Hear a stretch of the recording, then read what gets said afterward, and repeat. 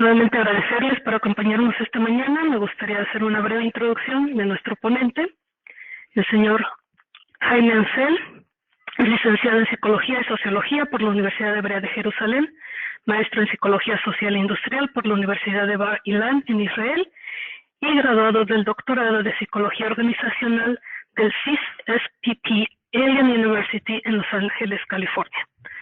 El doctor Ansel es fundador y CEO de Poiesis y ha sido consultor en proyectos para organismos internacionales y globales. Nos da muchísimo gusto recibirlo esta mañana. Actualmente como lecturer del Academic College of Tel Aviv, vamos a hablar temas muy importantes sobre cómo desde nuestra perspectiva de microempresarios, de emprendedores, podemos encontrar oportunidades, podemos reestrategizar en tiempos de incertidumbre. Pues bienvenidos y bienvenidas todos nuevamente a esta sesión. Me gustaría dar la palabra al doctor Jaime Ansel. Bienvenido, Jaime. Buenos días, Valerie. Gracias por la presentación. Gracias a YBT por invitarme y gracias a los participantes por poner un poco de su tiempo y de su atención esta mañana. Aquí donde yo estoy ya es en la tardecita. A ver, en este momento tengo un... Ok. ¿Sí ven la presentación? Sí, se ve tu pantalla. Y sí me escuchan bien. Te escuchamos perfectamente. Muchas gracias. Excelente. Lo que vamos a conversar hoy, y definitivamente sí tengo una corta presentación de 10 o 20 horas, no, una presentación de más o menos de 20 a 30 minutos, pero después sí que me encantaría escuchar sus comentarios y si tienen sus preguntas, no necesariamente voy a tener respuestas, pero sí me encantaría saber sus preguntas. Y es cómo hago estrategia en tiempos de extrema incertidumbre. Esta crisis en la literatura académica se podría catalogar como extrema incertidumbre para aquellos que quieran buscar material de investigación al respecto. Y la charla nace a raíz de peticiones de clientes míos, incluso un poquito antes de que empiece la cuarentena en Israel, diciendo, ok, se viene ahora una crisis, yo necesito reinventar mi organización. Algunas eran empresas con fines de lucro, algunas ONGs, y ayúdanos a hacer ese cambio. Entonces, esta charla va a estar basada en las cosas que logré aprender en este poco tiempo, y sí basada en los pocos resultados que sí ha habido en poco tiempo, y obviamente tengo la miopía de no saber qué va a pasar a largo plazo. Valerie, preparamos un cuestionario. Correcto. ¿Publico el poll? Sí, si podrías, por favor, sí. Perfecto. La encuesta está abierta. Muy bien. Pero la verdad es que yo no la veo.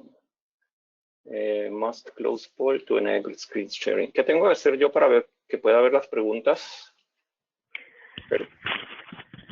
En este momento está publicada ¿qué opinan que va a suceder después de la pandemia? Muy bien. Tenemos ya tres respuestas publicadas y empiezan a llegar las respuestas. Perdón, okay. Sí, empiezan a llegar las respuestas. Tú me dices cuando la mayoría haya respondido. Perfecto, lo vamos a dejar en un par de minutos. En el momento vamos al 43%. Ok, quiere decir que pueden responder rápido, eso me gusta. Sí, mientras nuestra audiencia les responde, les voy a leer en voz alta, si me permites. Okay. Sí, por favor. Okay. ¿Qué opinan que va a suceder después de la pandemia? Por favor, seleccione una. Opción número 1, no habrá cambios mayores, la vida volverá a la normalidad. Opción número 2, habrá un cambio radical y de manera inmediata. Opción número 3, habrá un cambio radical, pero no de inmediato. Los organizadores y los panelistas no votamos. ¿Eso es para que la votación quede objetiva o...? Vamos al 75. 80%, 82. Muchísimas gracias a todos por su participación. ¿Y me cuentas los resultados? ¿O los pueden ver los participantes?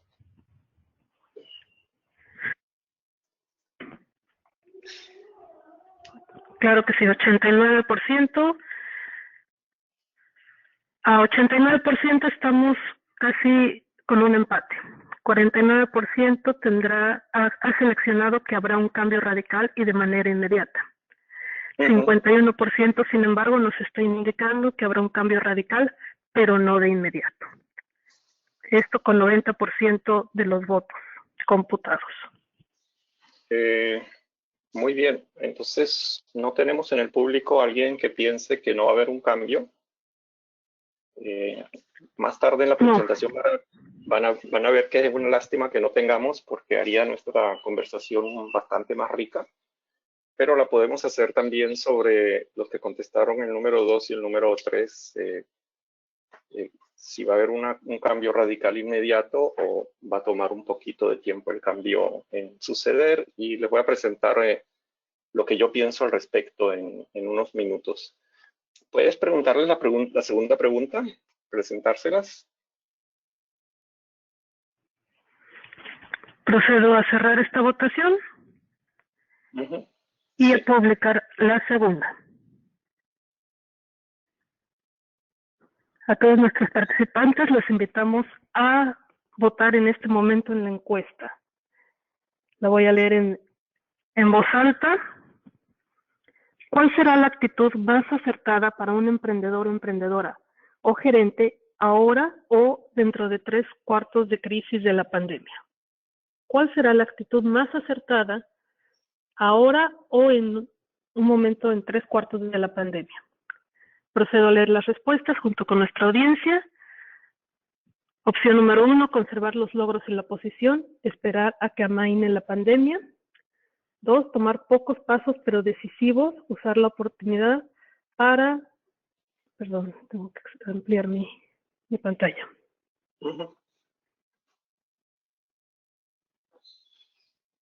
Y opción número 3, tomar pasos medidos, mucho más pequeños e ir calibrando.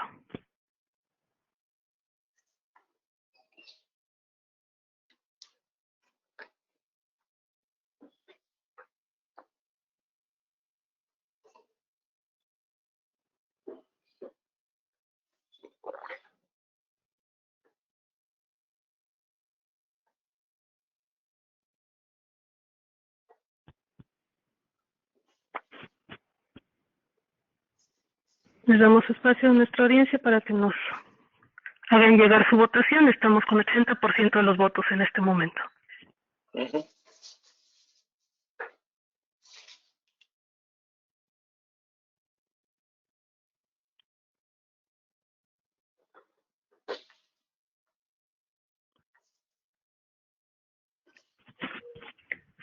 Me gustaría leer nuevamente las 3 opciones de respuesta junto con nuestra audiencia.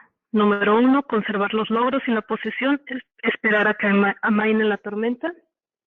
Número 2, tomar pocos pasos pero decisivos, usar la oportunidad para hacer cambios requeridos.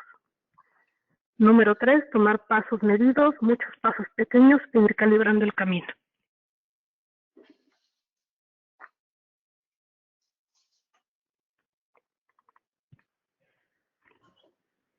Estamos al 90% de las votaciones. Me gustaría, si me permites, Jaime, compartir contigo resultados. Sí, claro que sí. Perfecto. 5% de nuestros votantes nos indican la opción número 1, conservar los logros y la posición, esperar a que amaine la tormenta. 50% tomar pocos pasos pero decisivos, usar la oportunidad para hacer cambios requeridos. Y el 45% restante, tomar pasos medidos, muchos pasos pequeños, ir calibrando el camino.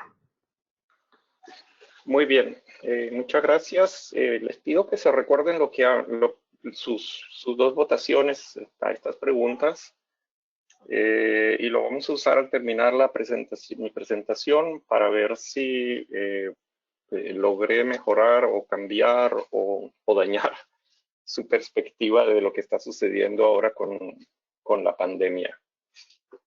Gracias, Valerie.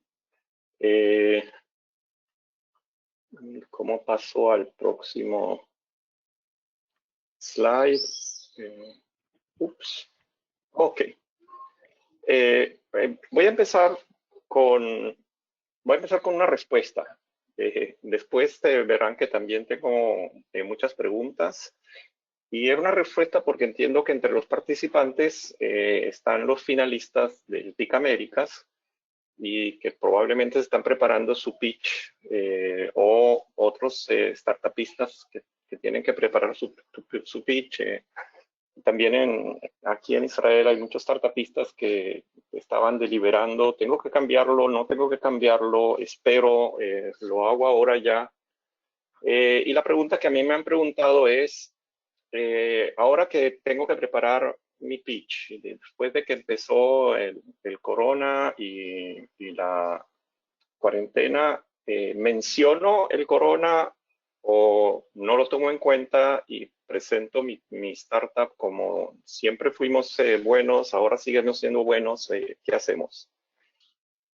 Y parte de las respuestas que yo escuché de la gente de los startups que decían era la incertidumbre es tan grande, nuestra capacidad de entender qué es lo que va a pasar es tan pequeña que creemos que lo mejor es no mencionarlos.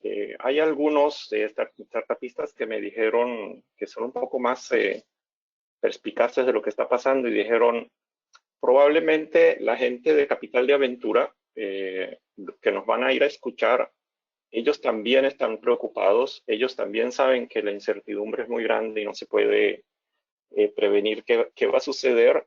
Y mencionar esto los va a poner en una situación no confortable y entonces no nos van a apoyar el startup. Y aquí puedo decir de manera definitiva que lo que hay que hacer es sí conversar del corona. Agregar 1 o 2 slides a la presentación, decir esto es lo que creemos que va a pasar después del corona, sí está todo con signos de interrogación porque no estamos seguros, pero estas son las razones por las que creemos que nuestra idea, nuestro startup sigue siendo relevante después del corona. Y este pensamiento sí sugiero que lo que son startupistas que están escuchando ahora lo tengan en mente durante la presentación para que podamos conversarla al terminar la presentación, a ver si tienen un poco de más herramientas de cómo conversar esto con la gente que nosotros estamos interesados que inviertan en mi idea.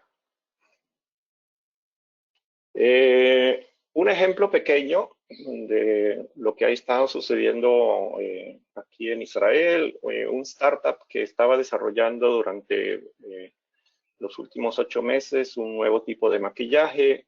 Nos reunimos a conversar durante el corona, no fue una reunión presencial sino virtual.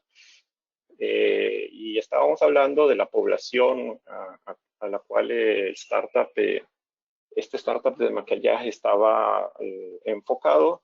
Y gente joven, empezamos a hablar de cómo la gente joven está haciendo citas para conocer pareja ahora durante el corona. Porque sí, la primera semana estuvimos todos sorprendidos y no hacían especialmente nada, pero después se apareció sí la necesidad de quiero conocer pareja, quiero salir con alguien, aunque no puedo salir, por lo menos quiero contactar a alguien. Y ellos me explicaron que empezaron a aparecer primeras citas, first date, por Zoom o por Skype, y las ventajas y desventajas de eso. Admito que aprendí muchas cosas interesantes de lo que la generación joven está pasando ahora durante la cuarentena. Y lo que salió de la conversación es que ellos se dieron cuenta que el startup de ellos, la idea original, estaba dejando de ser relevante y que ellos son mucho más relevantes para desarrollar una app. una app de cómo hago mis primeras citas de manera virtual. Esto es un ejemplo de un cambio de cómo me reinvento.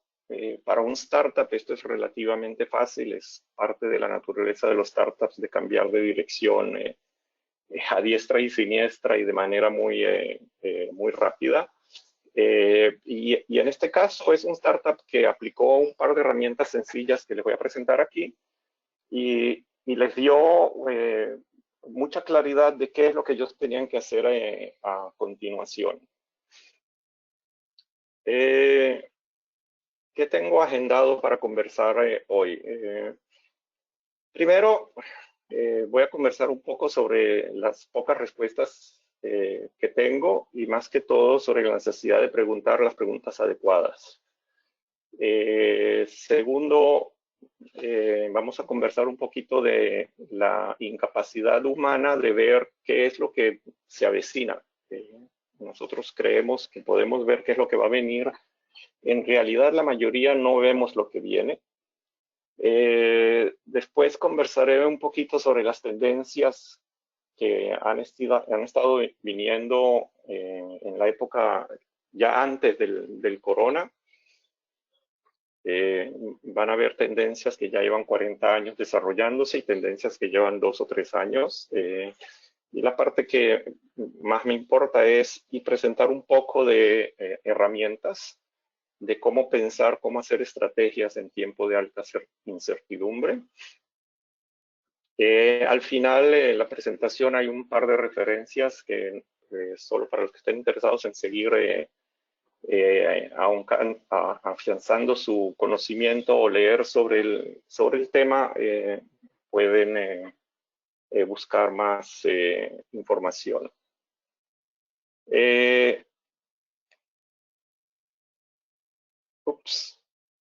Perdón, problema técnico mío.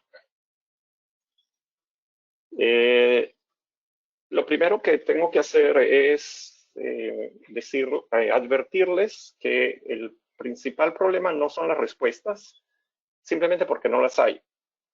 El principal problema son las preguntas.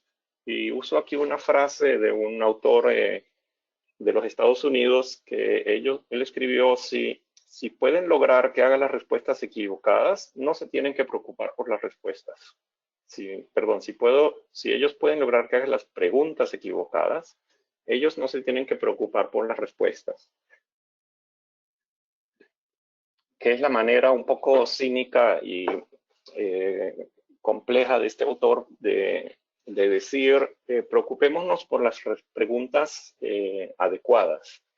Y lo digo porque la pregunta más frecuente que yo escuché al empezar esta pandemia es: ¿cuándo se va a terminar esta pandemia? ¿Cuánto va a durar? ¿Cuándo podemos volver a la normalidad? Y ya les voy adelantando, no vamos a volver a la normalidad, y entiendo que el 100% de los que lo están escuchando ya se dieron cuenta de que no vamos a volver a la normalidad. Y aún así, si ya las tendencias estaban ahí, ¿por qué no las vemos? Y tengo aquí una cita de Daniel Kahneman, el que fue premio Nobel de Economía hace 18 años, más o menos, que en realidad él es psicólogo, él es profesor de psicología, yo tuve el gusto de ser estudiante de él, y él tiene mucha investigación que, si la resumimos de manera súper simplista, podemos estar ciegos a lo obvio y además somos ciegos a nuestra propia ceguera. No solo no vemos qué es lo que se avecina, qué es lo que viene, sino que ni siquiera nos damos cuenta que eso es lo que va a venir.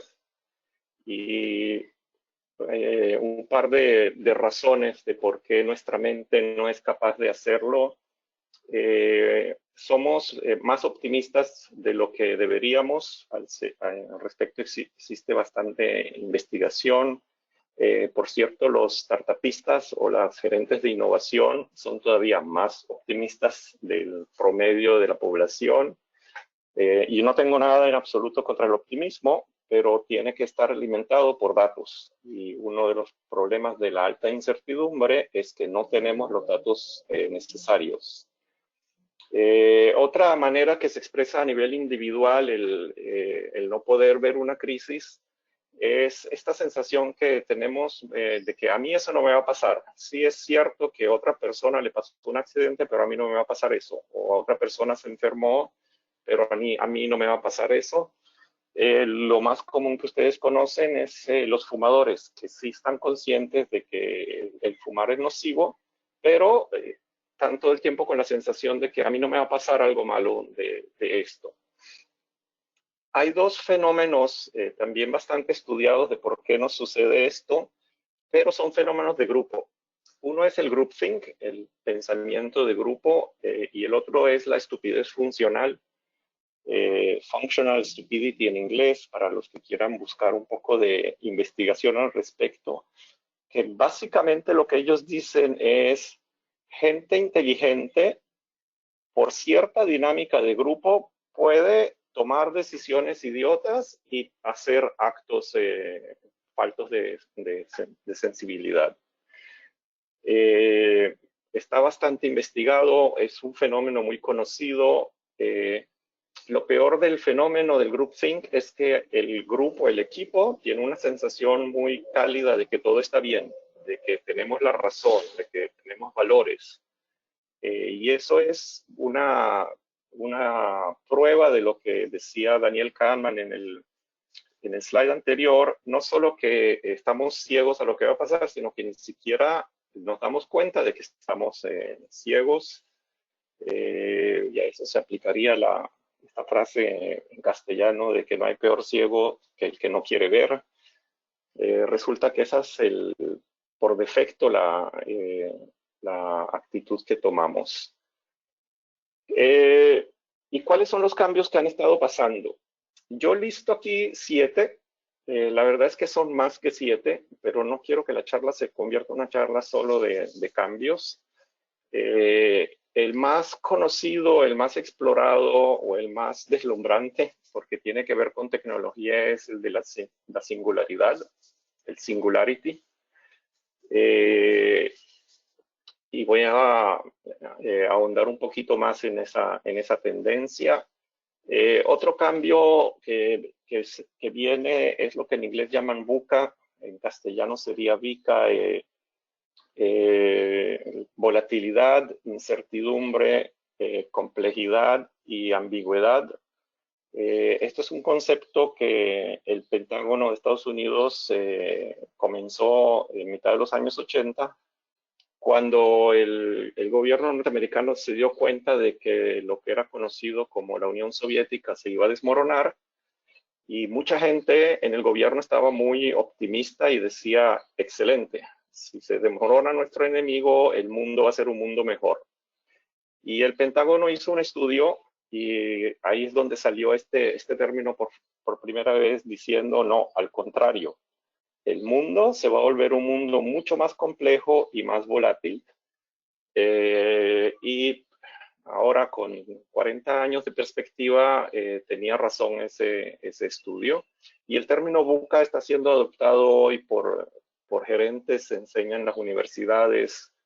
Se trata de dar a los gerentes herramientas de cómo confrontar esta complejidad. Hay una tendencia, y ustedes seguro la conocen, de la globalización. Lo que es un poquito menos conocido es que en paralelo en los últimos 4 o 5 años se ha desarrollado una tendencia de deglobalización. Ambas dos se están desarrollando en paralelo. Un ejemplo muy claro de eso es el Brexit, Inglaterra saliéndose del sistema europeo. Un ejemplo más cerca a Latinoamérica es construir esta valla en Estados Unidos para evitar la inmigración. No es un invento americano. En Europa, Hungría, distinto de lo que el resto de la comunidad europea quería que hagan, Hungría decidió cerrar las fronteras a los inmigrantes, en este caso en Hungría, que vienen del Medio Oriente. Entonces tenemos un proceso en paralelo de globalización y de desglobalización, dos tendencias.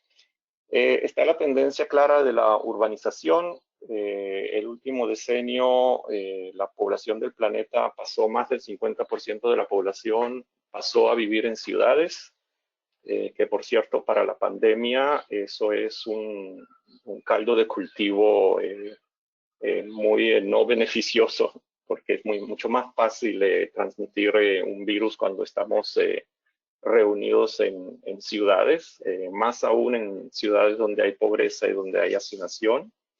Pero eso es un proceso que ha estado pasando en los últimos 100, 120 años y una de las grandes preguntas es si va a seguir desarrollándose o no. Hay geógrafos que dicen que no, que el proceso se va a detener y la gente se va a devolver a los suburbios o al campo. Hay gente que dice que no, que el proceso de urbanización va a seguir, pero va a cambiar.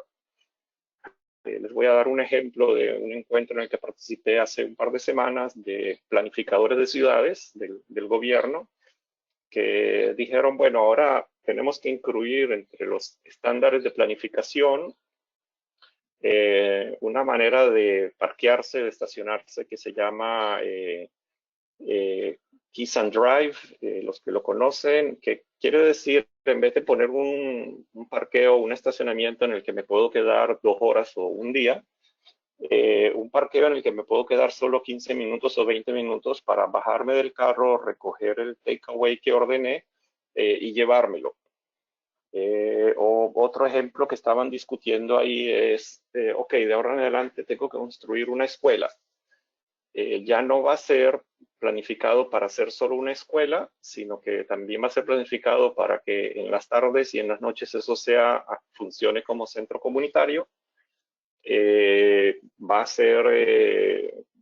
a tener la posibilidad de que los adultos alrededor de esa escuela tengan espacios de trabajo como los shared workspace que empezaron a desarrollarse varios años antes de la pandemia, porque la gente va a trabajar más de manera remota y necesitamos esos espacios porque hay mucha gente, sobre todo en los apartamentos, que no tienen un cuarto de trabajo.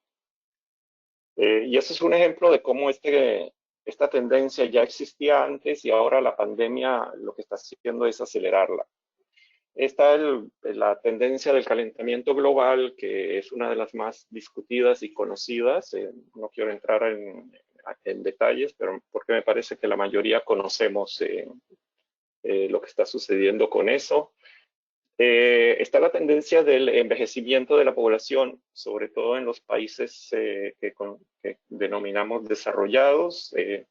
Eso crea muchos desfases. Incluso la Organización Mundial de la Salud hace como año y medio introdujo una nueva etapa en la vida en la que definen que la vejez en realidad empieza solo creo que a los 75 años, si mal no recuerdo, y que de los 60 a los 75 años introdujeron una nueva etapa que es distinta de lo que existía hasta ahora, y es por la capacidad de que la gente tiene mayor longevidad y puede seguir funcionando, trabajando, pensando a mayor edad. La última, y esto sí es para asustarlos un poco por si acaso alguien se está durmiendo en la presentación, es la tendencia de la próxima pandemia. Ya los científicos llevan 20 años diciendo que la pregunta no es cuándo, que la pregunta no es si va a haber una pandemia, sino cuándo va a haber y qué tan grande va a ser. Y los científicos ahora siguen reafirmando de que va a haber por lo menos un par de pandemias más. Y lo que estamos haciendo ahora es un ensayo general para una pandemia mucho peor, y que mientras más practiquemos en este ensayo, mejor preparados vamos a estar para las que van a venir. Entonces, todas estas tendencias y varias más que no mencioné crean un cambio de lo que va a suceder, y creo que eso es lo que explica que en el cuestionario al principio el 100% de ustedes dijeron va a haber un cambio radical. La mitad dijo no va a ser inmediato, la otra mitad dijo va a ser inmediato, pero todos están de acuerdo de que va a haber un cambio radical. Un poquito más sobre la singularidad, porque es, creo que de todas las tendencias, la tendencia que más nos va a afectar a la humanidad. La singularidad está basada en que el desarrollo tecnológico es tan avanzado y tan acelerado que la humanidad que nosotros vamos a conocer dentro de 30 años va a ser muy distinta de la humanidad que conocimos al principio del milenio o incluso hoy. Y está basada en varios cambios, por ejemplo, el de la inteligencia artificial, la nanotecnología, la inteligencia artificial nano, que se refieren básicamente que va a haber tanta recolección de datos que en vez de estar subiendo todo a la nube, vamos a tener la posibilidad de que los datos extraigan conclusiones y nos digan cosas para hacer localmente, que es el caso, por ejemplo, del carro autónomo. Es cierto que el carro autónomo está subiendo datos a la nube, pero el carro autónomo también tiene que tomar decisiones ya. Si alguien sale a la calle, el carro se tiene que frenar. Y la gente dice que eso va a suceder también con procedimientos médicos, con ropa inteligente, etc. Está la ciencia de datos, está el deep learning, está la robótica, están las ideas de que hay varias realidades, una realidad de hiperrealidad o realidad virtual o realidad alternativa o las tres. Entonces, todos estos son cambios tecnológicos que van a cambiar la manera de cómo la humanidad funciona. Y la pregunta no es si va a haber un cambio, sino qué tipo de cambio queremos ver y cómo nosotros podemos diseñar el cambio a beneficio de la humanidad. Entonces, la conclusión que yo saco de esto es que la cantidad de cambio, que es la dimensión vertical, y a lo largo del tiempo, que es la dimensión horizontal, y como ven ahí que hay antes del corona, durante el corona y luego del corona. Y las tendencias es lo que les conversé hasta ahora. Lo que va a suceder es una línea más o menos así, en la que rápidamente, en la que ya había tendencias hacia el cambio antes del corona, rápidamente después del corona las tendencias se acentuaron. Yo creo que en lo que abran la cuarentena o inmediatamente después de que se controle la pandemia o se consiga una medicina a la pandemia, la gente va a intentar volver a lo conocido de antes. Pero las tendencias van a retomar y van a estar más aceleradas. Si Singularity tenían ciertas predicciones para el año 2030 o para el año 2050, esas predicciones probablemente se van a cumplir más temprano. Y más temprano pueden ser 5 o 7 años antes. En esto yo apoyo al 51% de la gente que dijo va a haber un cambio radical, pero va a venir un poquito más tarde. Lo que tengo que advertirles a todos los que saben que va a venir un cambio es que la zona esta de la bajada después del corona, de los cambios, va a crear la ilusión de que aquí no pasó nada y vamos a seguir como de costumbre y va a reforzar a aquellos políticos, a aquellos gerentes, incluso aquellos startupistas que dicen no pasó nada, tuvimos un accidente, volvemos a lo que había. Y eso quiere decir que va a ser más difícil mostrarles qué es lo que está sucediendo en lo que se logre salir de la cuarentena, cada país sale a su ritmo, o en lo que se logre conseguir una prevención o una cura para la pandemia. Entonces, el cambio se viene, se va a acelerar, y la pregunta es, ¿cómo hacemos para confrontarlo? Uno de los cambios cómicos que a mí me gusta seguir es el de los zombies. Por más cómico que parezca, hay un artículo científico muy interesante y divertido, un ejercicio que hicieron a estudiantes. ¿Qué sucedería en la humanidad si de verdad hay una, no sé cómo llamarlo, una infección de zombies?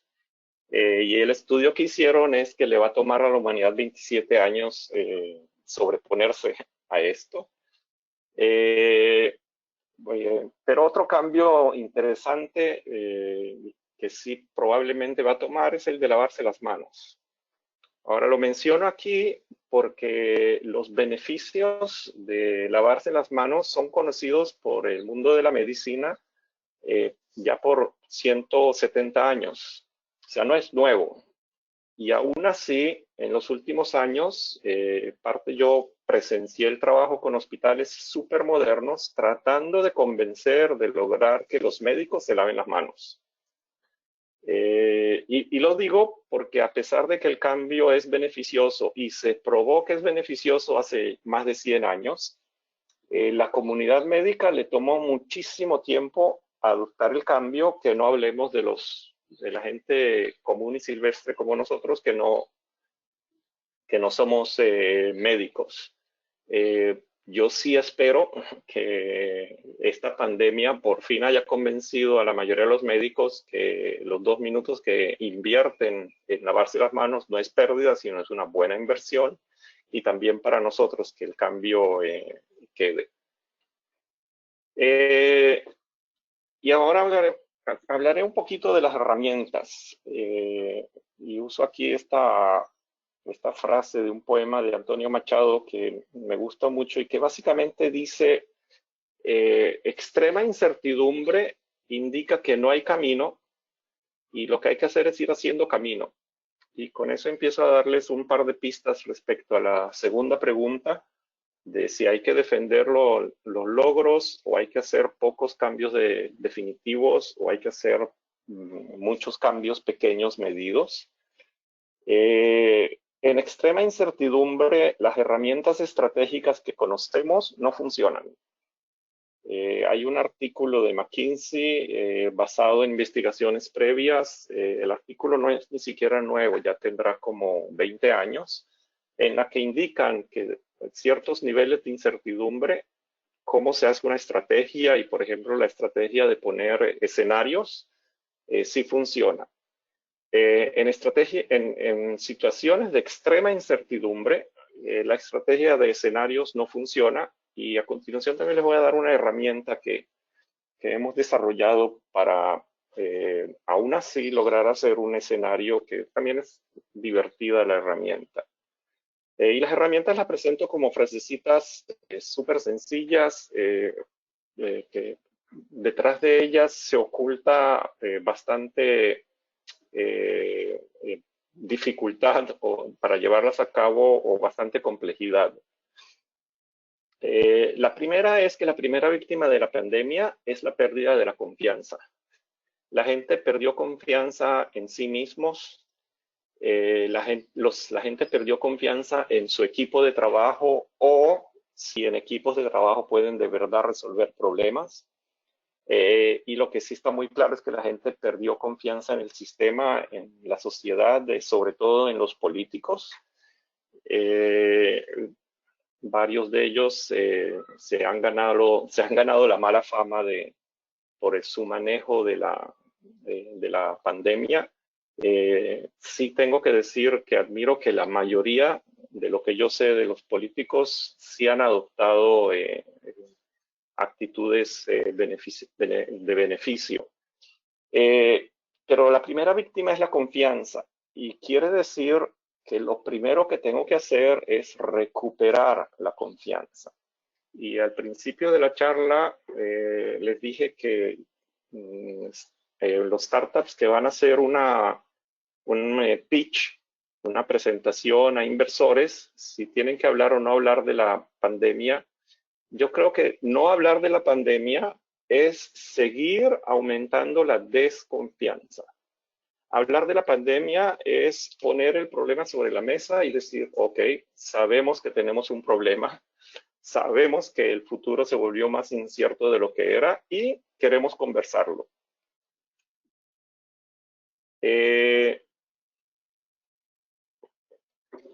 El sistema de trabajo que desarrollamos para estas compañías o organizaciones israelíes que querían reinventarse requiere un concepto de innovación que probablemente ustedes conocen, que es el ambidiestrismo. La definición del diccionario es la capacidad de escribir de igual calidad con las dos manos. La definición en innovación es la capacidad de pensar en dos dimensiones distintas con igual cualidad. Por ejemplo, la capacidad de pensar eficiencia, por un lado, y de pensar creatividad, trial and error, aprendizaje, por otro lado, al mismo tiempo, o de pensar corto plazo y largo plazo al mismo tiempo, o de pensar cliente y empleado al mismo tiempo. Es una capacidad que se puede desarrollar, y el proceso que desarrollamos confronta cuatro caminos que hay que desarrollar. Desde ya les digo que no vamos a hablar de todos los detalles del proceso, pero sí quiero que tengan claro un poco de en qué se basa. Hay que trabajar un poco a nivel individual. Extrema incertidumbre nos afecta emocionalmente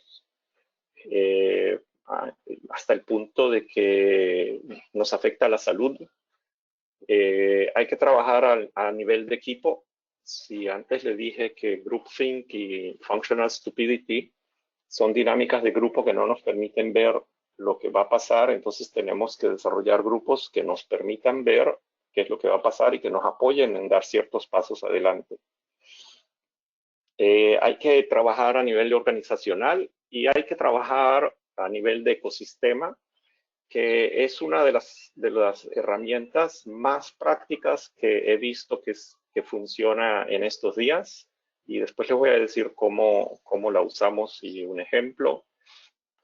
Y conmigo mismo, la primera fase es entrar en una etapa de duelo. Algo se murió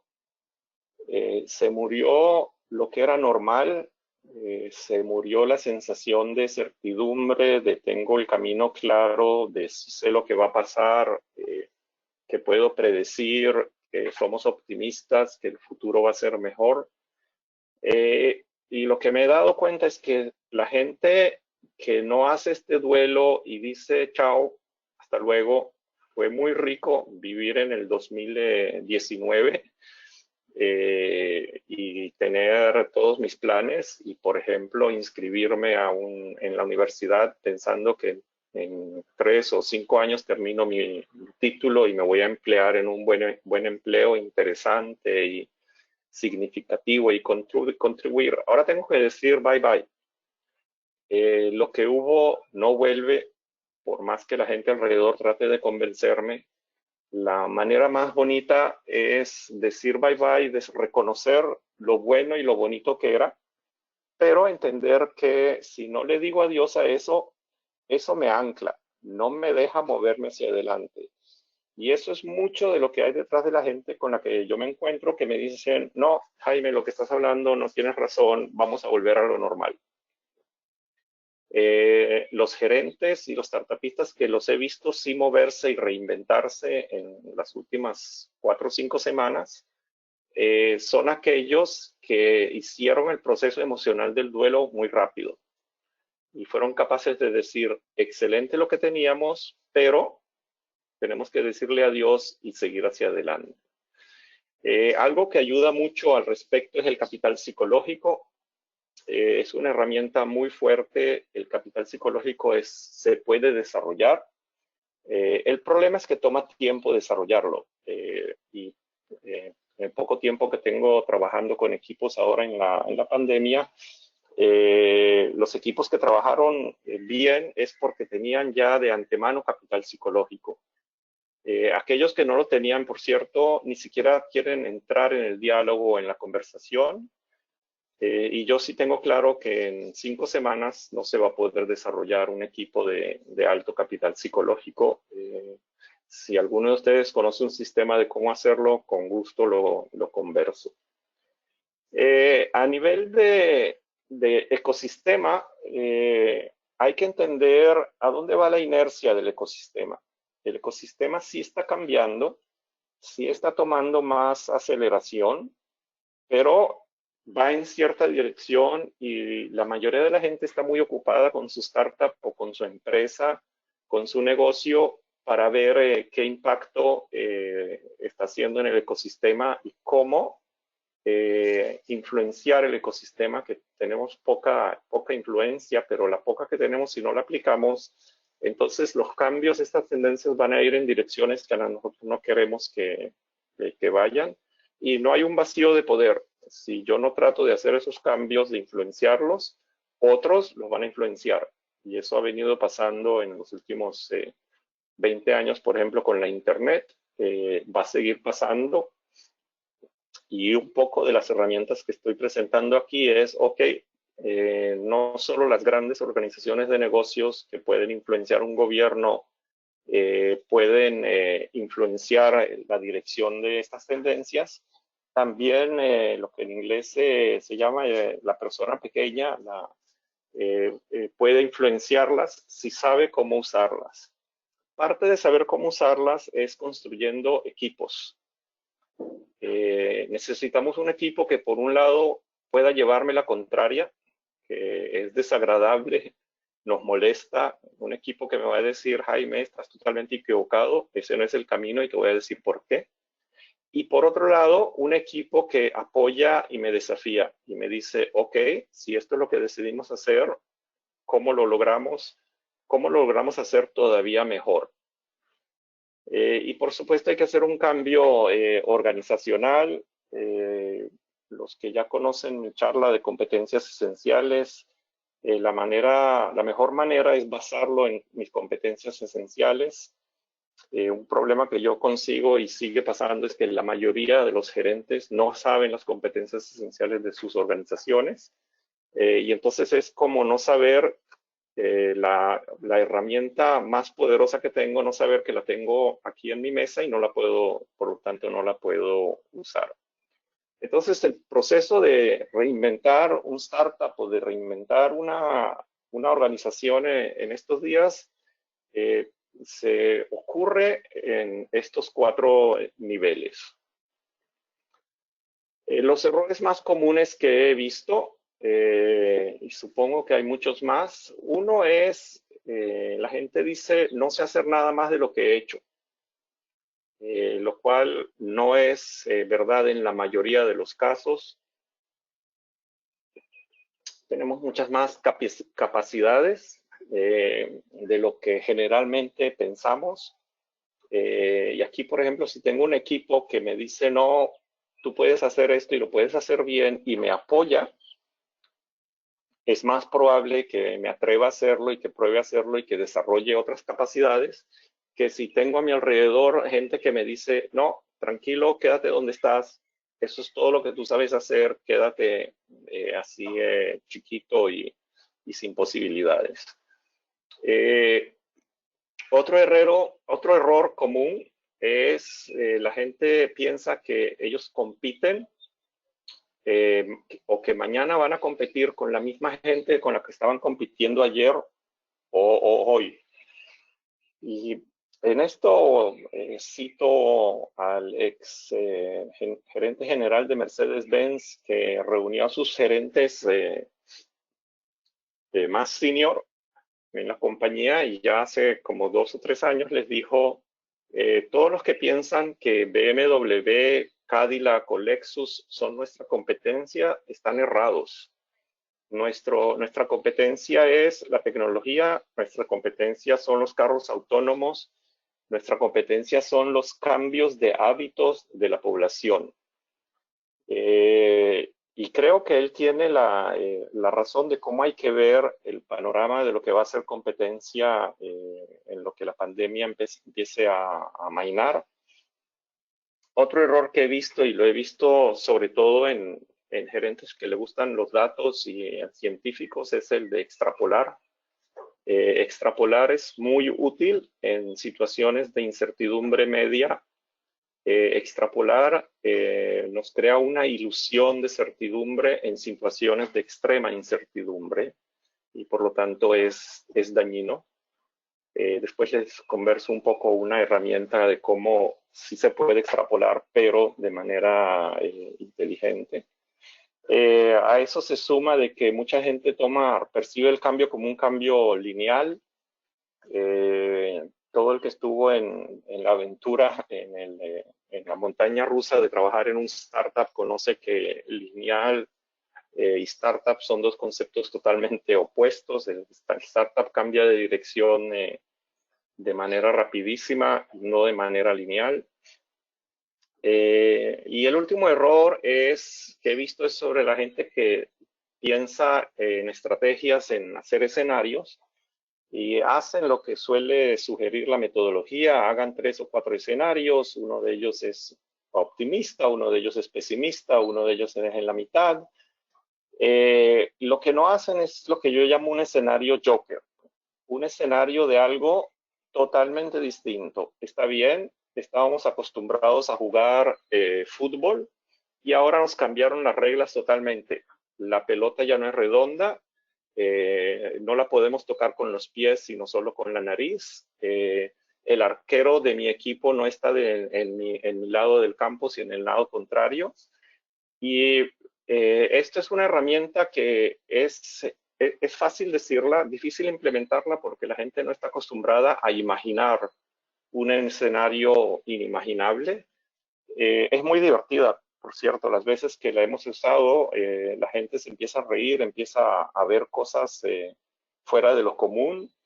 Y lo mejor es que eso abre una flexibilidad para pensar distinto. Lo que yo suelo hacer, por ejemplo, en un hackathon con los equipos que están desarrollando una idea, es parte del hackathon es, ok, esta es su idea y todos queremos hacer algo por el bien de la humanidad, de la sociedad, resolver algún dolor, un pain de los clientes. Y yo que les digo, ahora piensen cómo desarrollar esta idea para que haga el mayor daño posible. Y al principio me dicen, pero no, sino al contrario, lo que queremos es mejorar. Y resulta que pensar en el mayor daño posible me abre alternativas de pensamiento. No es que de verdad yo quiero que a un hackathon haga algún desastre, algún startup. El solo hecho de pensar en la dirección opuesta de lo que tenía hasta ahora me abre alternativas de pensamiento estratégico. Un par de herramientas más que, como ya les dije, son fáciles de enunciar, se ven sencillas, son bastante difíciles de implementar. Una es hacer que el aprendizaje sea la estrategia.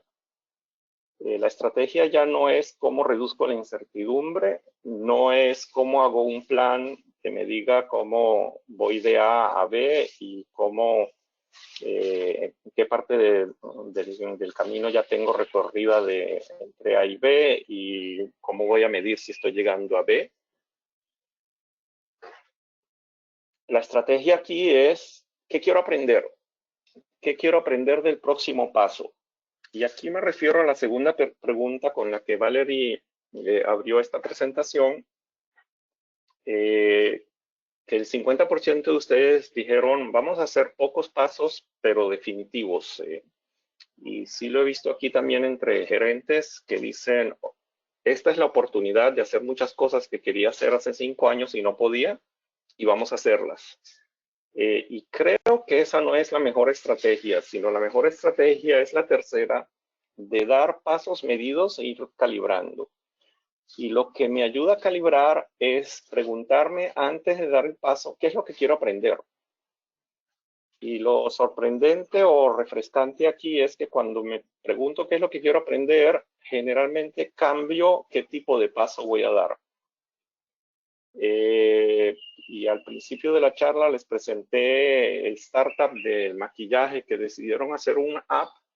Ellos llegaron al app porque se dijeron, ok, si llegó la pandemia, si la gente no está saliendo, la gente joven aún así quiere conocer a alguien, pero no tienen dónde conocerlo, ¿qué es lo que quiero aprender que tiene que ver con maquillaje? ¿Qué es lo que me va a ayudar a ayudar a esta gente joven que quiere conocer a alguien? Y cuando dijeron qué es lo que quiero aprender y empezaron a conversar por Zoom con varios de sus potenciales clientes o early adapters, entonces es que se dieron cuenta de que lo que ellos pueden proporcionar es un app y no un nuevo tipo de maquillaje. Otra herramienta, y ya lo mencioné antes, es no entender que la competencia es la falta de confianza. Eso quiere decir que parte de mi estrategia, una parte básica, es qué voy a hacer yo para que toda mi área, de toda mi industria, gane confianza. Una de las áreas más golpeadas por la pandemia es el turismo. Y sí he visto varias ideas bonitas de que están tratando de hacer con el turismo, pero lo que no he visto es compañías de turismo diciendo, ok, pero lo primero que tengo que hacer es devolver a la gente, a la sociedad, la confianza en lo que es hacer turismo.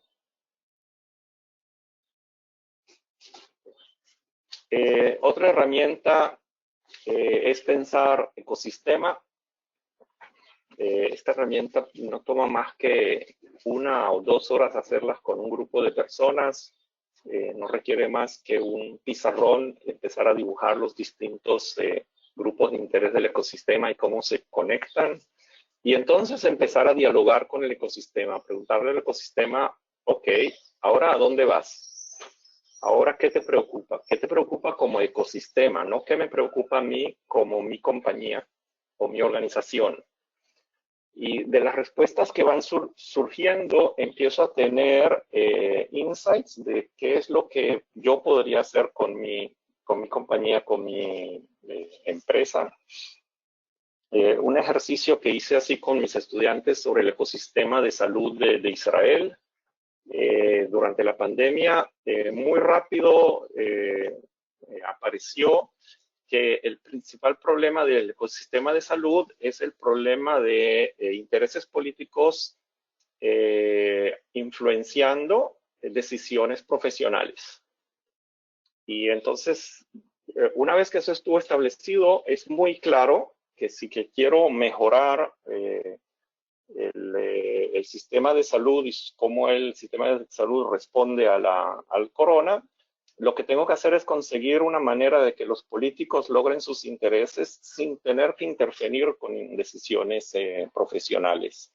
Es difícil ahora desarrollar la respuesta, pero si es claro, esa es la respuesta que tengo que buscar ahora. Y sí he visto 1 o 2 ejemplos interesantes de cómo lo están tratando de desarrollar. Otra herramienta es pensar en el triple bottom line. Eso ya es un pensamiento que no es nuevo, ya hay más de 20 años de pensamiento en el área, ya hay herramientas muy buenas de cómo desarrollar eso. Incluso en donde yo enseño en la academia estamos abriendo un MBA en innovación social, esperamos que se abra en octubre. Pensar en el triple bottom line es más complejo, me hace la vida más difícil, pero me da mejores respuestas de qué es lo que tengo que hacer con las tendencias que mencioné antes. Otra herramienta es hacerlo en equipo. Hay lugares que la gente piensa individuos muy carismáticos o con capacidades de liderazgo pueden llevar a cabo las investigaciones sobre organizaciones resilientes, de organizaciones que logran sobreponerse a crisis, y son investigaciones que ya llevan 30 o 40 años, muestran que la solución está en crear equipos, en buen trabajo de equipo y no en individuos con capacidad fenomenal de ver el futuro, de liderar o carismáticos. Al contrario, muchas veces este pensamiento individual lo que hace es atascar a la organización y a la compañía. Otra herramienta, esta es una herramienta muy israelí, es discutirlo. Pensamientos opuestos es la manera de pensar. La tendencia que tenemos de rápidamente lleguemos a un acuerdo, porque si no, no vamos a seguir, no vamos a poder tomar un paso adelante, no es útil en tiempos de extrema incertidumbre. Lo que hay que hacer es hacer este diálogo, presentar pensamientos opuestos, el permitir que ellos suban y el dialogar con esos pensamientos es lo que abre perspectivas posibles para confrontar esta alta incertidumbre. Y termino con la pregunta que creo que es la pregunta relevante para esta pandemia, es ¿cómo apalanco esta crisis? No cuándo se va a terminar, que tampoco eso podemos decirlo con claridad, pero sí cómo la apalanco, y suena una pregunta muy fácil, pero es una pregunta bastante difícil. Los gerentes que he visto que han estado pensando, y algunos de ellos durante 2 o 3 semanas, cómo la apalanco, han empezado a producir con sus equipos respuestas interesantes, respuestas a qué es lo que quiero aprender y qué es lo que tengo que hacer en las próximas 2 semanas para aprender A o B, y cómo puedo usar lo que después aprenda para seguir desarrollando. Yo voy a saltar un par de diapositivas. Estas son las diapositivas con un poco de las referencias de dónde me robé todo lo que les conversé ahora. Como pueden ver, hay aquí, no se lo tienen que anotar. Valerie me dijo que si se portan bien después pueden recibir la presentación. Pero hay material de investigación, hay material que viene de grupos de consultoría, hay material que viene de blogs. Aquí hay un par de libros que me parecen muy útiles al respecto, sobre todo el de la derecha de Nassim Taleb de Antifrágil. Hay un par de cursos de Coursera. El que yo recomiendo aquí es Anticipating Your Next Battle, que es bueno para el caso del que estamos conversando ahora. Hay podcasts muy buenos. Los preferidos míos son de Freakonomics. Pero hay varios podcasts muy buenos que dan información interesante y despiertan el pensamiento al respecto. Y voy a terminar para darles las gracias con una poesía de una poeta finlandesa, creo que se dice, que en el centro de la diapositiva tienen la traducción al castellano. Dime si molesto, dijo él al entrar, porque me marcho inmediatamente. No solo molestas, contesté. Pones patas arriba toda mi existencia. Si alguno conecta esto con el corona es pura casualidad, pero termina diciendo bienvenido. Esto es lo que quería conversar. Me encantaría escuchar comentarios y o preguntas. Que no sé, Valerie, cómo las puedes presentar. Excelente, Jaime. No, pues muchísimas gracias por todo este contenido y conocimiento, por darnos los tips, por enseñarnos, hacernos las preguntas adecuadas. Como lo mencionaste en la presentación, vamos a hacer disponible tanto el PowerPoint como el video de esta sesión para que lo revisiten más tarde nuestra audiencia, que le hagan referencia, que encuentren los links, el acceso a los contenidos que muestras en tu diapositiva anterior, y agradecerte de verdad por todo el contenido. Sí tenemos un par de preguntas. Me gustaría en este momento invitar a la audiencia que si hay algún comentario, alguna retroalimentación muy específica que nos quieran hacer, puede ser a través de darle clic al símbolo de la mano para habilitarles el micrófono, o que nos hagan llegar la pregunta en el chat y en esta sección de preguntas y respuestas de su panel de control. Dejé anotada la pregunta de, un segundo, de Juan James. Él me indica el sistema que se retiró, pero me parecía muy importante, porque lo que nos estaba preguntando hace unos momentos, alrededor de 20 minutos, es que cómo preparar a sus hijos en este momento. Sus hijos tienen 7 y 5 años. ¿Qué tipo de enseñanzas, de educación les puede empezar a adelantar? No son demasiado jóvenes para entender lo que está pasando, que se tuvieron que quedar en casa, que no están viendo a sus amigos, ni siquiera están viendo a algunos de sus familiares, no son muy jóvenes para entender. Y la verdad sí es cierto, como tú mencionaste en tu presentación, nos vienen más crisis, nos vienen más, dicen en inglés shaking, nos va a volver a mover toda nuestra estabilidad en algunos años, ¿no? O sea, solamente yo me acuerdo de la crisis del tequila, la crisis financiera global, Uruguay, Venezuela, Brasil, que son países de nuestra región que han sufrido crisis muy recientes, van a venir más.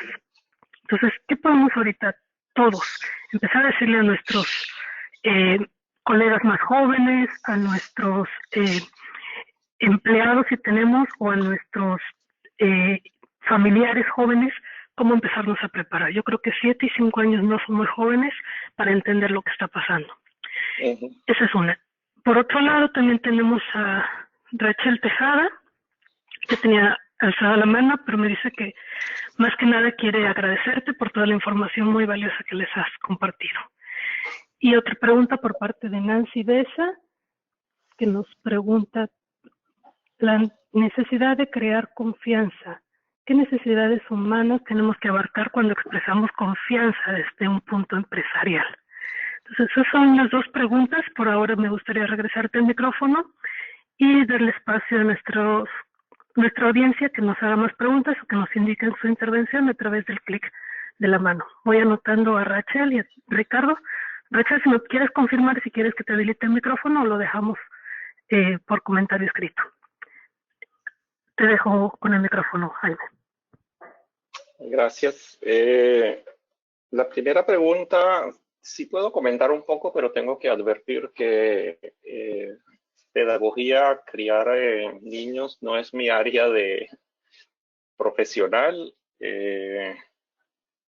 Y para saber si lo hice bien o no, tienen que preguntarle a mis hijos. Que yo siempre les dije a ellos que yo no aprendí en ningún lado cómo ser papá y que ellos son los que me enseñan a ser papás, que si hago algo malo es problema de ellos fueron malos profesores. Pero lo que sí puedo decir bastante definitivo es, ellos aprenden muchísimo, sobre todo a esa edad, por el ejemplo. Son súper capaces de ver los detalles de lo que los adultos hacemos y tratar de sermonearlos y después hacer algo distinto no ayuda, solo les crea problemas de aprendizaje. Específicamente en la pandemia y en la cuarentena, una de las cosas que ayuda mucho es crear espacios bien delimitados en el tiempo, en el lugar, en la casa, decir este es el lugar que podemos jugar, gritar, hacer lo que queramos, y este es el lugar de la casa donde mamá tiene que trabajar y necesita silencio y ella tiene un cliente que tiene que darle una presentación y no podemos molestarla. Tiempos en delimitar tiempos en el sentido de que hay un tiempo para ir a descansar, hay un tiempo para despertarse, hay un tiempo que sentémonos a comer juntos. Creo que eso los ayuda no solo a confrontar mejor la cuarentena, sino también a entender cuáles son sus fuerzas y sus capacidades para confrontar la pandemia.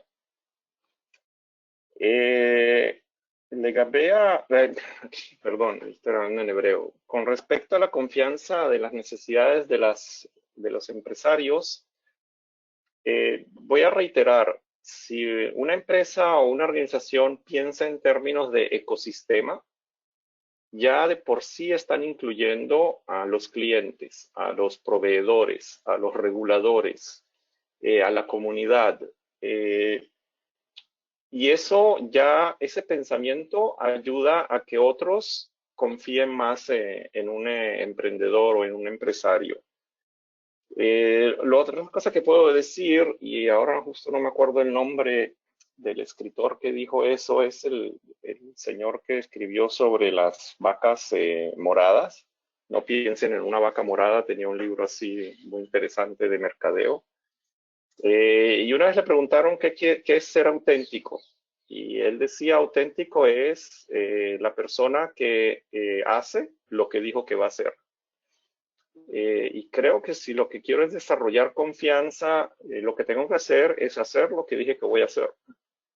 Suena súper sencillo, pero en tiempos de alta incertidumbre es muy difícil, porque tenemos la tendencia de no decir qué voy a hacer, de correr y hacer. Y algo que vi con los gerentes con los que trabajaba ahora con la cuarentena es que me decían, yo entiendo que mis empleados quieren saber qué está pasando, pero ni siquiera yo sé qué está pasando. El Ministerio de Salud está cambiando las directivas cada 2 días. Venir a los empleados y decirles, tampoco yo sé qué es lo que está pasando, juntos vamos a interpretar qué es lo que está pasando y qué tenemos que hacer, desarrolla confianza en los empleados. Excelente, muchísimas gracias por esta retroalimentación, Jaime. Tengo en la audiencia 2 manos alzadas por parte del señor Eugenio Bidondo, el señor Ricardo Loyola y el señor Santiago Cardona. Me voy a disculpar con ellos que no vi en qué momento alzaron cada uno, entonces voy a ir por orden alfabético. Estoy deshabilitando el micrófono a Eugenio para que nos haga su pregunta o comentario y procederé con las otras 2 personas.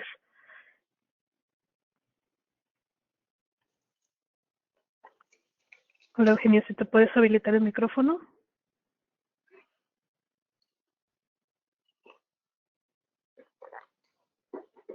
Hola, ¿me escuchan?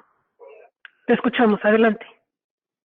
Bueno, muchas gracias Valerie, desde la República Oriental del Uruguay.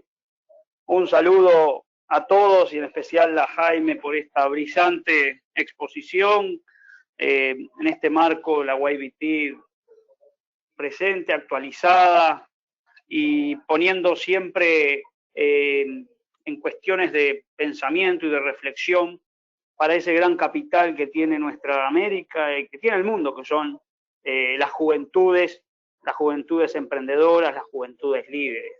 Un gusto escucharte y toda la exposición me venía a la mente una frase de un escritor uruguayo, Mario Benedetti, que decía, cuando tenía todas las respuestas, de repente me cambiaron todas las preguntas. Es un poco en la línea de las citas que también hacía Jaime y que estamos constantemente con eso. En el mundo del emprendedurismo, Jaime, nosotros siempre hablamos de la zona de confort, de salir de las zonas de confort, del tema de la innovación, de la confianza, de ser profesionales. Ahora, siempre hablamos de que las crisis son oportunidades. Valerie citaba recién algunas crisis que nos enseñaron, que nos educaron, como la crisis del tequila, la crisis asiática, la crisis económica en el sur, como hacía mención, aquí en Argentina y en Uruguay, pero eran crisis de índole económica, que por los aspectos, como por ejemplo el empleo, pero aquí estamos con una vulnerabilidad muy fuerte porque estamos hablando de la salud, y eso recobra un tema diferencial, creo, para el mundo en el que vivimos. No hay país rico, país pobre que no se vea afectado. Esto no discrimina. Y esto es, creo que, una reflexión. Y por otro, preguntarte, desde tu experiencia, nosotros siempre hablamos de la importancia de que todos los proyectos tengan componentes medioambientales, componentes de la responsabilidad social, y eso creo que, como tú decías, mirar los ecosistemas de forma integral, no solo mi empresa. El turismo sin duda es uno de los más afectados y que va a tener que reconvertirse, y cómo mi destino lo vendo como seguro, porque eso es en definitiva generar la confianza. Pero ¿cuánto invierten los países en el tema de investigación, en el tema de ciencia? Eso yo creo que es algo que es un debe.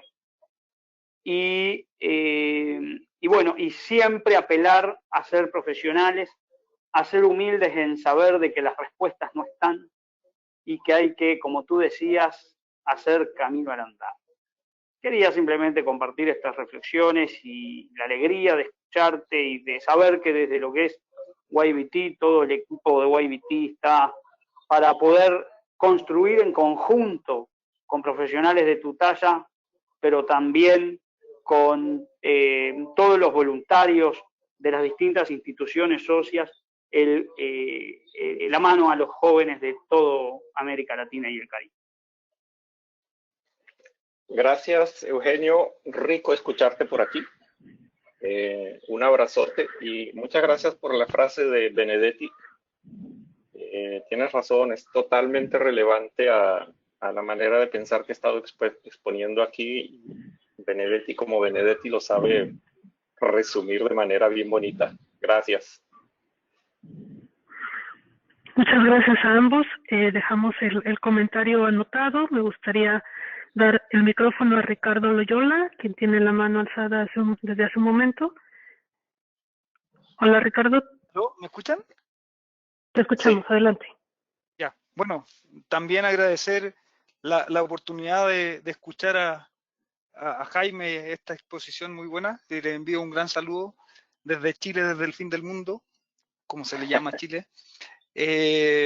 Mi señora también, Gia, me pidió transmitir también sus saludos, así que a ambos, a Valerie y a Jaime, y agrego el saludo a Eugenio también, que ahora me enteré que está escuchando. Y bueno, dado estos agradecimientos, que siempre son muy enriquecedores, como decía Eugenio,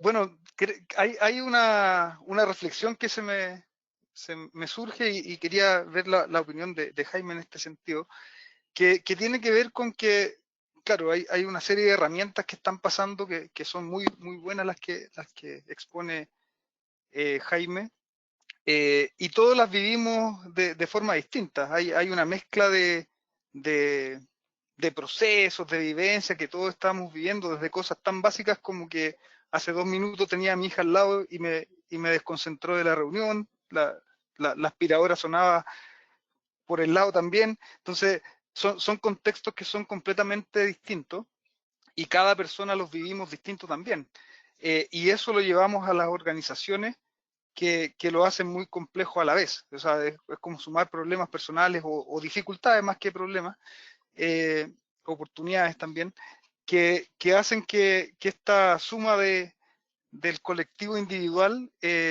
cambie obviamente de distintos puntos de vista en las organizaciones. Y en las organizaciones también, haciendo una gran distancia en posiciones, las grandes organizaciones tenían cosas muy resueltas, sistemas, estructuras, infraestructura física o digital ya implementada para llevar a cabo sus negocios, y por lo tanto cambiarlas genera un juego de piernas, como en fútbol se le llama, bastante complejo, versus las startups, que también uno podría decir que tienen todo por construir y por lo tanto ese juego de piernas es mucho mayor. Pero, y aquí está la pregunta uniendo estas dos cosas, dado el contexto que vivimos todos, hay una incidencia muy fuerte entre estos dos mundos. Las grandes organizaciones en el mercado están muy posicionadas, muchas veces bloquean cosas para las startups, y por lo tanto este ecosistema entre estos dos mundos, cómo manejarlo, teniendo en consideración esta complejidad que es desde las personas y se traslada a las organizaciones grandes por un lado y a las organizaciones pequeñas o que están partiendo también. Esta es como una reflexión o duda que también me surge respecto a cómo administrar todas estas variables. Ya. Gracias, Ricardo. Gusto escucharte por aquí. y también saludos a Guía también. Si tomo un poco de lo que estás diciendo, y sí sé que está pasando muchas veces que las grandes organizaciones, parte de lo que están haciendo es deshaciéndose de startups. En Israel tenemos no sé cómo llamarlo, este fenómeno muy desagradable de hay gente que está buscando startups en determinadas áreas para comprarlos y cerrarlos. Y es porque amenazan a las grandes organizaciones, sobre todo a las organizaciones de negocios. La herramienta esta de mirar al ecosistema quiere decir estos startups que están en mi ecosistema y que yo creo que me amenazan, a lo mejor lo que tengo que hacer es ayudarlos a desarrollarse, sobre todo si tengo las competencias esenciales para hacerlo. Te puedo dar un ejemplo bonito que pasó aquí con la Autoridad Israelí de Innovación, que es una organización gubernamental. Y creo que ustedes conocen el proceso de sacar una petición, una propuesta, escríbanme propuestas, un RFP, Request for Proposals. Cuando la organización trabaja bien, puede durar en Israel 4 a 8 meses. Hay que reunir un equipo de expertos, hay que escribirlo, después el equipo legal tiene que revisarlo y aprobarlo, después vuelve al equipo de expertos y después ahí necesitamos un panel para decidir cómo vamos a juzgar las propuestas. Esta organización de innovación en 2 semanas sacó propuestas para ideas de startups para confrontar el corona, que a mí también me sorprendió la velocidad con lo que lo hicieron. Y parte de lo que hicieron ellos expresaron a todos sus organismos, esto es urgente. Como dijo Eugenio antes, aquí la amenaza no es solo económica, es también de vida y a la salud. Incluso parte del departamento legal dijo, me estaban amenazando que tengo que traer respuestas ya. Pero lograron sacar un request for proposals en 2 semanas. Que a mí me parece eso muy positivo. Yo sé de un par de organizaciones más en el mundo que han hecho algo parecido. Y básicamente cuando yo les pregunté, ¿y qué aprendieron ustedes de esto? Es que no hay ninguna razón que nuestro tiempo de respuesta sea 8 meses. No sé si eso te contesta, pero es lo que te puedo decir al respecto. Muchas gracias, Jaime. Yo creo que no hay una fórmula que aplique a todos, pero lo que nos compartes, uno aprende, entiende, ve lo que puede aplicar para nuestra organización o nuestro país en particular, y es aprender de la comunidad, ¿no? En este momento estamos conectando con varios países, lo cual me parece muy, muy rico y que podamos continuar la conversación. Tengo alzada la mano de Santiago ya hace algunos minutos, le voy a habilitar el micrófono a él. Y si me permiten, inmediatamente después de su pregunta o comentario, habilitarle el micrófono a Lilian Zárate, así tomamos 2 o 3 preguntas al mismo tiempo. Y voy a leer una que está en el chat, aprovechando que yo tengo el micrófono ahorita abierto, por parte de Cide Flores, de Paraguay, que ya lo has comentado a lo largo de la presentación, pero a lo mejor la forma de resumen en los próximos minutos. ¿Cuál fue la estrategia de Israel para minimizar el impacto económico en el ámbito empresarial? ¿Cuál fue la estrategia de Israel para minimizar el impacto económico en el ámbito empresarial? Auno esta pregunta, la participación de Santiago Cardona, y después de él habilitaré el micrófono a Lilian Zárate. Santiago, tienes abierto el micrófono. Hola a todos, ¿me escuchan? Te escuchamos bien. Adelante. Te escuchamos bien. Adelante. Ok, gracias. Bueno, buenos días a todos. Gracias al doctor Amser y a Valerie por la conferencia, y bueno, mandar un saludo desde México a todos los que me escuchan. Yo soy Santiago, como les decía Valerie, y yo tengo una pregunta. Me parece muy interesante la parte de que se menciona en la presentación de ser ambidiestro, donde tener una combinación de skills o enfoques puede llegar a ser un diferenciador significativo. Entonces, en el entendido de que esta combinación puede cambiar en muchos contextos, ¿qué dos elementos, quería hacerle una pregunta al doctor, qué dos elementos o combinaciones podría ser muy importantes a la hora de abordar una crisis? Como digo, sé que pueden cambiar dependiendo del contexto y dependiendo del problema a abordar, pero quería saber como qué dos o qué killer combination podría presentarse en una crisis como ahorita. Gracias, Santiago. Procedo a poner en mute tu micrófono para habilitar el de Lilian Zárate.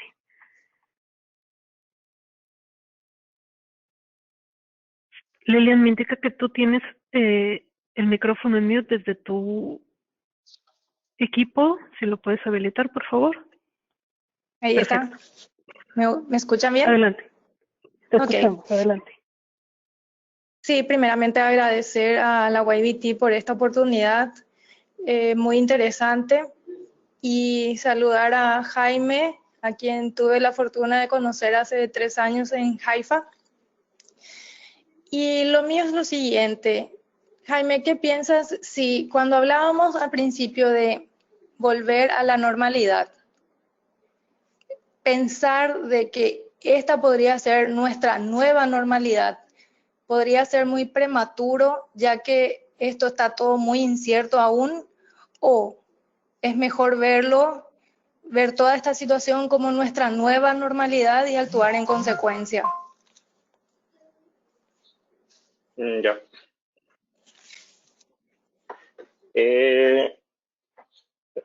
¿Está bien, Valerie? Sí, adelante, Jaime. Alcides, hola, primero que hola, gusto escucharte por aquí. Es un poco difícil lo que te voy a contestar. El gobierno israelí, la estrategia para minimizar el impacto en las empresas ha sido duramente criticado aquí. Y no sé si estás al tanto, pero se trató de hacer una coalición aquí porque hubo elecciones justo antes de que empezara ya casi dentro de la pandemia y antes de que empezara la cuarentena. Y aquí el sistema político requiere crear coaliciones. Y entonces eso y la pandemia se volvió un desastre de decisiones muy criticadas.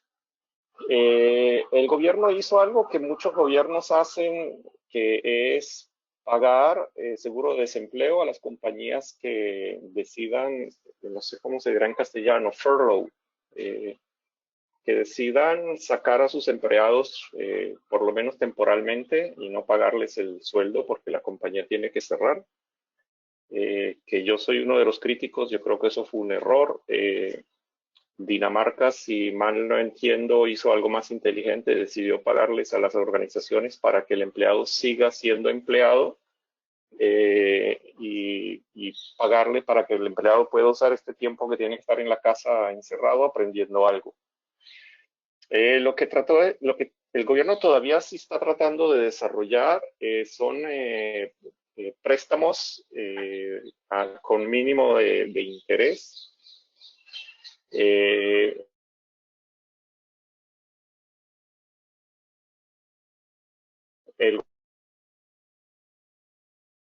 gobierno está pidiendo datos a las compañías, a los empresarios, que les digan, la idea es que de acuerdo el gobierno muy emocionantes para la economía. Si lo que el gobierno descubrió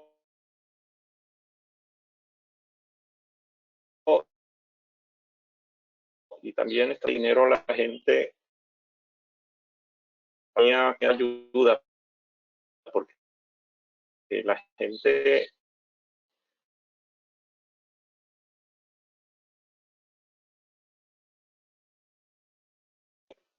varios expertos en el área Y si les pregunto de acuerdo a una metodología muy clara, puedo obtener respuestas bastante aproximadas a lo que va a estar pasando. Y eso tiene que ver con la pregunta que Lilian presentó. Hola Lilian. Para empezar a tomar pasos pequeños, definir qué quiero aprender, no es prematuro. Mientras más temprano es mejor, y mejor si lo hubiéramos hecho hace 2 semanas. Para empezar a tomar medidas grandes, radicales, eso creo que sí es prematuro. Entonces, la recomendación es volver a esta herramienta de decir, aprendizaje es mi estrategia, qué quiero aprender y qué tengo que hacer ahora para poder aprender eso. Y no me refiero a aprender una profesión o una capacidad, sino quiero aprender un ejemplo de un lugar chiquito cerca de mi casa que vende almendras y nueces y cosas así. Quiero aprender si los clientes van a volver a mi tienda, si pongo las cosas en bolsitas. Y entonces pusieron parte de lo que ellos venden, en vez de tenerlo en grandes montañas, que con un cucharón grande lo ponen, lo pesan y lo venden así. También tienen café. Lo que hacen lo pusieron en pequeñas bolsitas y lo hicieron con un poquito de la mercancía, porque lo que querían aprender es, mis clientes van a comprar más o menos si lo pongo en bolsitas. Y se dieron rápidamente cuenta de que compran más, tanto así que incluso 2 semanas después el Ministerio de Salud sacó una directiva a las tiendas que venden esas cosas a sacarlas en bolsitas. Y a eso me refiero a tomar pasos pequeños basados en qué es lo que quiero aprender sobre mis clientes, sobre mi producto, sobre mis capacidades, sobre qué es lo que va a suceder. Excelente. Jaime, nos estamos acercando al fin de la sesión. No quiero dejar sin darle la palabra a William, quien pacientemente ha estado esperando su turno de hacer una pregunta, pero sí indicarle a toda la audiencia que sería nuestra última intervención y procedemos con unas breves palabras de cierre y contarles los siguientes pasos para que nos acompañen en futuros oportunidades similares. Perdón que me pegué el codo. Entonces, abro el micrófono a William. William Isaac Romero, tienes el micrófono habilitado. Te escuchamos, adelante. ¿Cómo está, Jaime? Excelente charla. Le saludo Isaac Romero, soy uno de los finalistas de Correto. Como mencionaste, es que sería bueno en los pitch hablar sobre el corona y nos cae muy bien, ya que en este mes tenemos varias presentaciones online, no se preocupen. ¿Crees prudente modificar los objetivos a largo y mediano plazo basados en la pandemia o solo los que tenemos a corto plazo como empresa, ya que pues obviamente debemos presentar nuestros desk? ¿Qué tan fuertes se deben ver golpeados por este tema? Gracias. Sí, y gracias por la pregunta muy concisa. Yo creo que lo prudente no es modificar, lo prudente es revisarlos. Y creo que la mejor estrategia es decir a los inversores, por ejemplo, este propósito a largo plazo, lo revisamos y creemos que hay que cambiarlo, pero el otro lo revisamos y no creemos que hay que cambiarlo. Espero que eso te responda. Isaac. Sí, perfecto. Muchas gracias. A ti. Y suerte con las presentaciones. Gracias.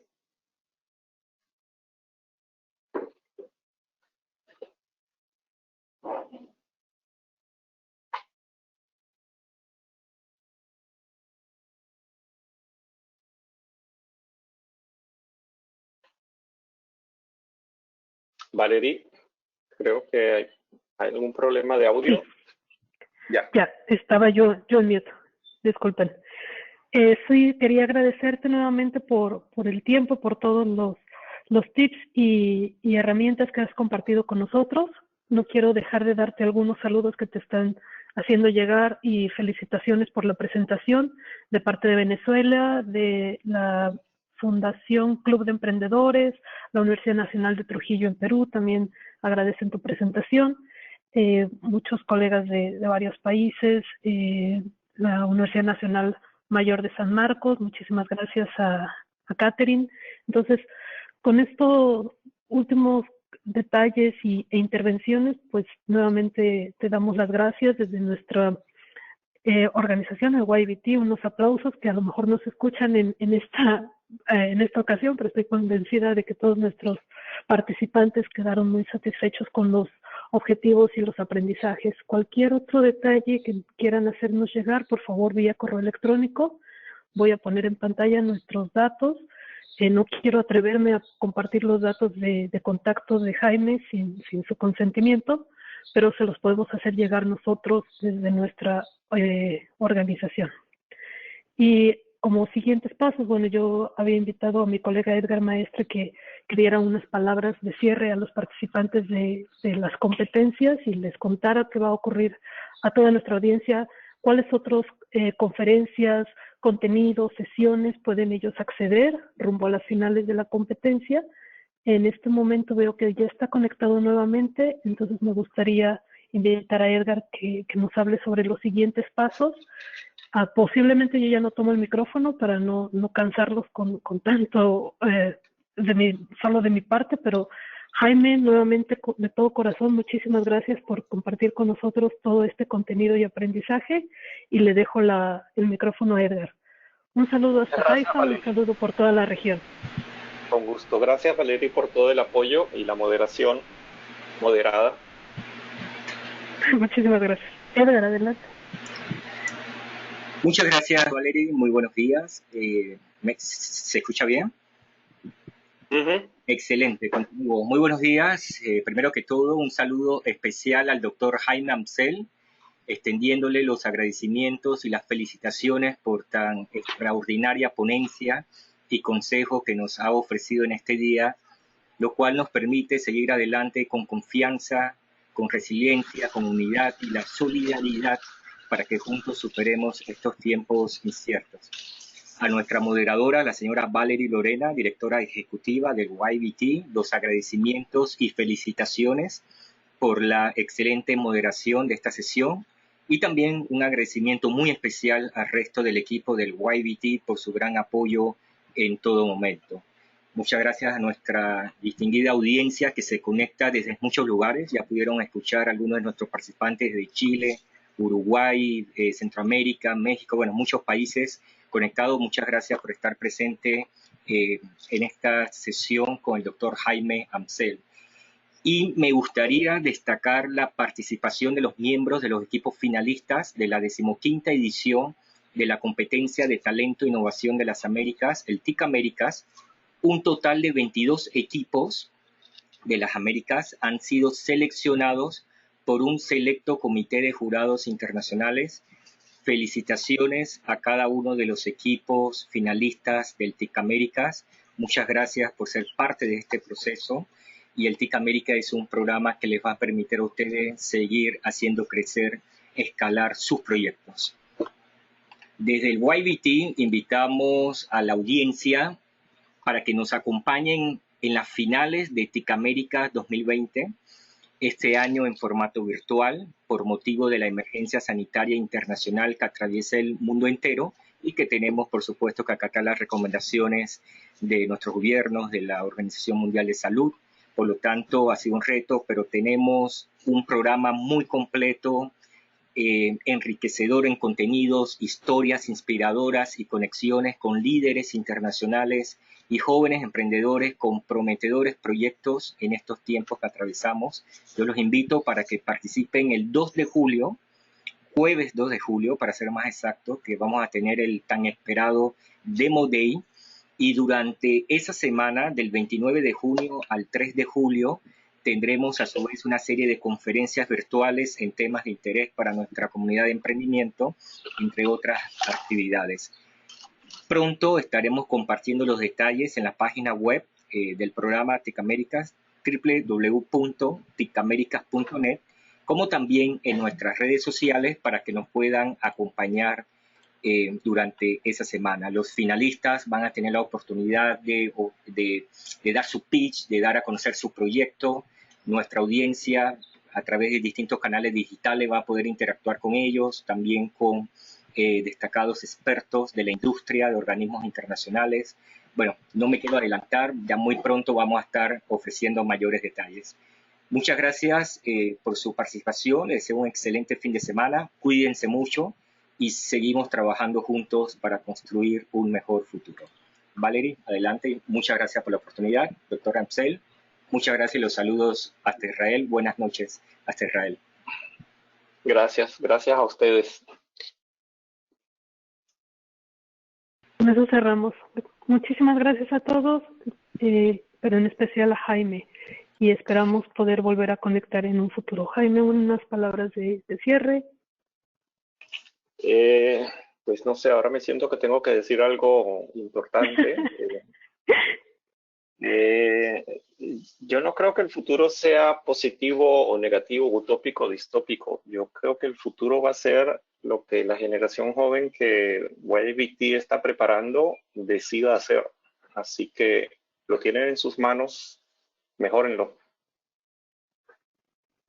Excelente, perfecto. Muchísimas gracias por estar aquí. Nos quedamos con esa nota, está en nuestras manos. Un saludo especial a todos, como dijo Edgar, a cuidarse. Hasta luego. Hasta luego.